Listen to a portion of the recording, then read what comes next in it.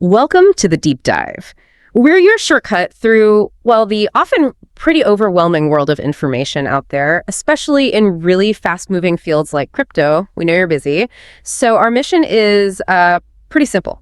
We dig into a whole stack of sources, could be technical white papers, could be, lively community chats, and we pull out the most important insights, the surprising facts, just for you. Today, we're diving deep into the Flare network and its token FLR. And the sources we've got lined up are, well, quite a mix. We've got everything from like the super optimistic predictions you find on Reddit to more formal financial forecasts and obviously the core tech documents that explain what makes Flare different. So the big question we're trying to unpack is, how is Flare network actually trying to bridge this gap between blockchain and, the real world? And what might that mean for its token FLR down the line? Whether you're trying to get your head around crypto interoperability, or maybe you're curious about longer term investment trends, or just interested in how blockchain's evolving, well, this deep dive should get you up to speed. Okay, let's get into it. Right. So Flare network, it basically bills itself as a blockchain for data. It's an EVM-based layer 1, but it's specifically designed to give secure, decentralized access to high-integrity data. And that's not just data from other chains critically, it's also data from the internet. That feels like a really key point, because usually blockchains are kind of in their own little worlds, right? Smart contracts can't just reach out and see what the weather is or check a stock price on their own. Exactly. That isolation is the problem. Smart contracts by themselves are cut off from off-chain data.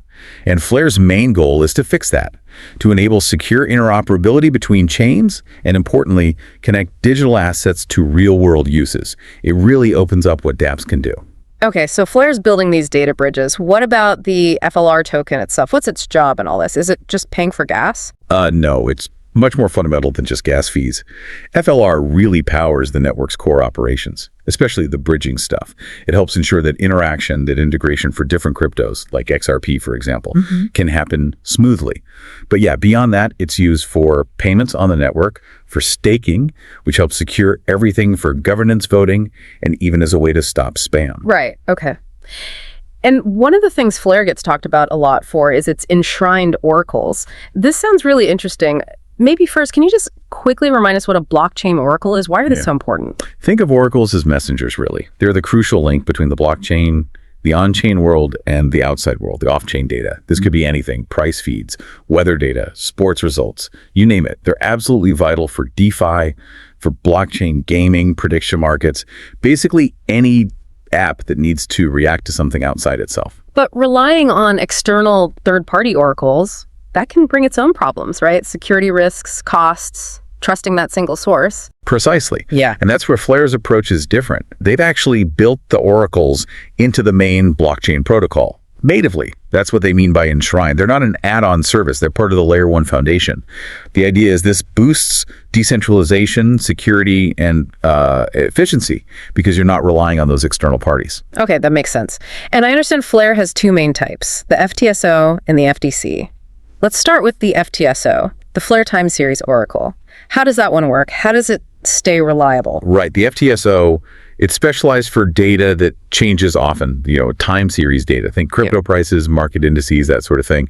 It gets this data from, I believe it's over 100 independent providers now. And the mechanism is pretty neat. It's a stake-weighted system. Data providers and people who delegate stake to them get rewarded for submitting accurate data. But if they submit bad data, they can lose some of their stake. So there's a strong incentive, to be honest. So it's got this built-in economic incentive for accuracy. How fast is it? And how does it manage decentralization with all those providers? Well, the decentralization comes from having that wide pool of independent providers. No single one controls the feed. And speed-wise, it updates roughly every 1.8 seconds, which matches Flare's block time. It can handle over 1,000 different data feeds at once. What's fascinating here is that the data from the FTSO, it's actually free for developers to use on Flare. Free? Really? Yeah, completely free, which is a huge deal. It massively lowers the barrier for building dApps that need constant, reliable data feeds. Think DeFi, stablecoins, prediction markets. Wow. It could really spark innovation. Wow, okay. Free data is definitely a game changer. So FTSO is for that fast-moving time series stuff. What about the other one, the FDC, the Flare Data Connector? What does it do? The FDC is for more general purpose data, things that aren't necessarily changing every second. So maybe weather reports, sports scores like you mentioned, or importantly, verifying things happening on other blockchains, cross-chain states. It can handle verifiable proofs from APIs or other chains. And unlike the FTSO, which calculates a median price, FTC data only gets published after multiple independent providers reach consensus on it. So it ensures validity for that kind of data. So the FTC could let a smart contract check if, say, a transaction happened on Bitcoin, or pull in data from an IoT sensor maybe, or verify someone's credentials without revealing everything. Exactly, things like that. It's crucial for building secure cross-chain bridges, accessing decentralized identity info, automating complex workflows that might involve multiple chains or even real-world events. Okay, so putting it together. These enshrined oracles seem to offer stronger security because you're not trusting external parties, lower costs because FTSO data is free, and better decentralization. That sounds like a solid foundation. That's the goal. It really aims to create a platform where dApps can securely and scalably interact with all sorts of data, on-chain and off. Now, speaking of unlocking value, Flare seems to be making a big push with assets like XRP. XRP is obviously huge, but it's kind of been stuck outside of DeFi, hasn't it? What's the issue there? Yeah, that's right. The XRP ledger itself wasn't really built for complex smart contracts like you see on Ethereum. So you have this massive asset, huge market cap, but it couldn't easily participate in all the DeFi innovation lending, borrowing, yield farming, etc. Flare essentially acts as that bridge. It uses its smart contract capabilities to bring XRP into DeFi. They call this initiative XRPFi. And look, if we connect it to the bigger picture, it's not just about XRP. Flare's tech could potentially unlock liquidity from many non-smart contract assets. We're talking potentially trillions in value locked up right now. So it's kind of a blueprint. Okay, so it's about making XRP programmable within the DeFi world. How does that work in practice? Through Flare's facet system. It basically creates a wrapped version, a fully collateralized token on Flare that represents the original asset. So for XRP, you get FXRP. Once you have FXRP, you can then use it in all the DeFi protocols running on the Flare network. Got it. And then there's this STXRP thing, liquid staking. How does that fit in? Yeah, STXRP. This is really interesting for XRP holders. It's like liquid staking for Ethereum with Steth, but for XRP. You take your FXRP, you stake it, I think it's just something called the Firelight Launch Vault, and you get STXRP back one-to-one. The key is this STXRP isn't locked up. It's liquid. You can trade it using other DeFi protocols, lend it out, whatever. So you earn staking yield on your XRP, which you normally couldn't do, but you don't lose access to the capital. Exactly. It lets you earn passive income like native staking, but keeps your assets flexible and usable in DeFi. Pretty powerful combo. And it sounds like this isn't just theory, like big players are noticing. Oh, absolutely. Institutional interest seems to be growing. Uphold, the digital money platform, they hold a lot of XRP. Over 1.8 billion, they've publicly indicated they plan to get involved with assets. And even more concretely, Vivo Power, which is listed on NASDAQ, announced they're deploying $100 million worth of XRP onto Flare. Wow, okay. Those are significant names. They are. It shows real validation. And when you think about XRP's market cap, over $130 billion, if even a small part of that flows into DeFi via Flare, that's a huge injection of new capital for the whole ecosystem. Right. So with all this tech and potential, let's talk price. FLR's future price seems like opinions are all over the place, especially looking at 2025. If we look at, say, the Reddit community, first, often pretty bullish. What's driving their optimism? Yeah, on Reddit, you definitely see a lot of excitement. A big driver is the F-Assets launch. The expectation is F-Assets hitting Songbird Flare's test network by year-end, and then mainnet Flare in Q1 2025. Many see that as the major catalyst for the price to take off. What else are they pointing to? Well, there's general talk about the next crypto bull run. Bitcoin's recent moves feeding into altcoin season. Some even mention things like potential crypto-friendly regulation, maybe linked to political changes. As for actual numbers, you see some pretty ambitious targets for 2025 on Reddit, like 0.25 cents, which would be, 10x, 15x from where it is now? Some are talking 0.50 cents. You even see comparisons to Polygon's big run in 2021. And there's often this sense that FLR's fate is tied to XRP, which itself attracts a lot of hype. Okay, so high hopes pinned on F-Assets and a strong market. But Reddit's not always just pure hopium, right? What are the counter-arguments or the more cautious views floating around there? Definitely. A major concern you see brought up is the ongoing FLR airdrop. It's scheduled to run for about another 13 months. The worry is simple supply and demand, this constant drip of new tokens hitting the market. could create selling pressure, maybe keep the price suppressed as people sell their free tokens. Some argue this might delay any really sustained price increase until late 2026, maybe offering a long period for accumulation or bag filling, as they call it. And then there's the elephant in the room for any altcoin, the overall market cycle. Exactly. People point to Bitcoin's historical 4-year cycle, linked to the halvings. One common theory suggests a cycle top for Bitcoin around mid-2025.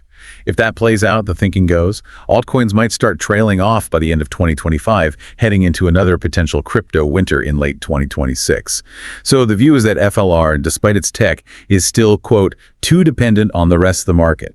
Plus, ongoing regulatory uncertainty doesn't help sentiment. And fundamentally, a lot of crypto trading is still speculative. For FLR's price to really sustain itself based on fundamentals, you need to see widespread adoption of its actual use cases, not just market hype.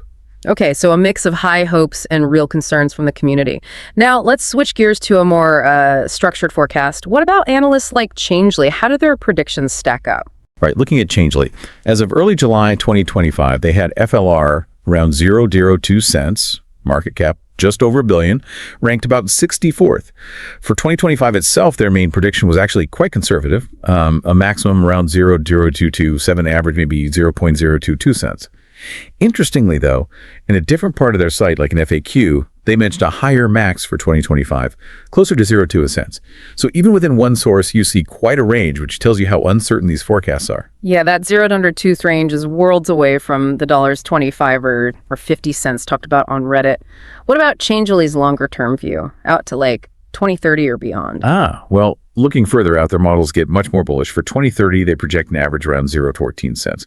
By 2040, it jumps significantly, maybe around $11. And then by 2050, they're talking potentially $16. So, these long-term numbers imply absolutely massive potential ROI, like over 90,000% by 2050, according to some of their figures. Okay, so what does this all mean? We have these wildly different pictures, short-term community hype versus more conservative analysis, but then super long-term bullish projections. It really highlights that classic tension in crypto, doesn't it? Are you betting on the narrative, the short-term momentum, like maybe some on Reddit are, or are you betting on the fundamental tech and its adoption over many, many years, which is maybe what those longer-term forecasts are trying to capture. They're just very different ways of looking at value. And it probably goes without saying, but we should add the usual disclaimer here. Absolutely. Yeah. Essential disclaimer. These are just predictions. Nobody has a crystal ball, especially in crypto. It's incredibly volatile. This isn't financial advice. You absolutely need to do your own research, understand the risks, check your local regulations, all of that, before even thinking about investing. Right. Okay, one last area I want to touch on, which feels like a bit of a paradox. Flare talks a lot about decentralization, overcoming those challenges, but then we hear about Google Cloud running validator nodes on the network. How does that square? Yeah, that's a really interesting point, and it is a bit of a paradox. It's kind of a double-edged sword. On one side, having a major player like Google Cloud participate as a validator definitely adds credibility, potentially boosts security, network efficiency, that sort of thing. They contribute to the proof-of-stake consensus. Yeah. But the other side of the sword is it means, as you say, a huge chunk of infrastructure relies on one centralized entity. And what are the potential downsides or risks there? What are people worried about? Well, the obvious risk is concentration. What happens if Google Cloud decides to stop supporting Flare for some reason? Or what if their specific infrastructure gets compromised? There are also philosophical concerns about centralizing control over running nodes, even if tools like Google's blockchain machine images make it easier for developers to set up nodes. So this raises an important question, really, for Flare and many other projects. How do you balance the practical benefits, the efficiency, the ease of use that can come from working with large centralized providers against the core blockchain ideal of maximum decentralization? It's a constant tension. Yeah, tricky balancing act. Okay, so as we wrap up our deep dive on Flare Network, let's quickly recap the main takeaways. We've got its unique enshrined oracles, the FTSO for fast data, the FDC for general data built right into the layer 1. That promises better security, efficiency, and crucially, lower costs for developers with that free FTSO data. Right. And then there's its major push to act as a bridge, unlocking assets like XRP that were previously stuck outside DeFi, using things like facets and STXRP liquid staking to bring potentially huge amounts of dormant liquidity into play. So Flare seems positioned as this potential backbone for a new wave of dApps, ones that can actually use real-world data reliably and affordably. It's aiming for that trustless promise of blockchain, but it's also navigating, these wild market predictions and these very real questions around centralization versus efficiency. Exactly. So maybe here's a final thought to leave you with. If Flare, or something like it, really does manage to securely integrate a big chunk of the world's data, and all these currently siloed assets onto the blockchain, how could that fundamentally change things? Not just finance, but maybe our everyday interactions with information, with digital services. Could it make the digital world truly more connected and responsive to the physical one? Something to think about.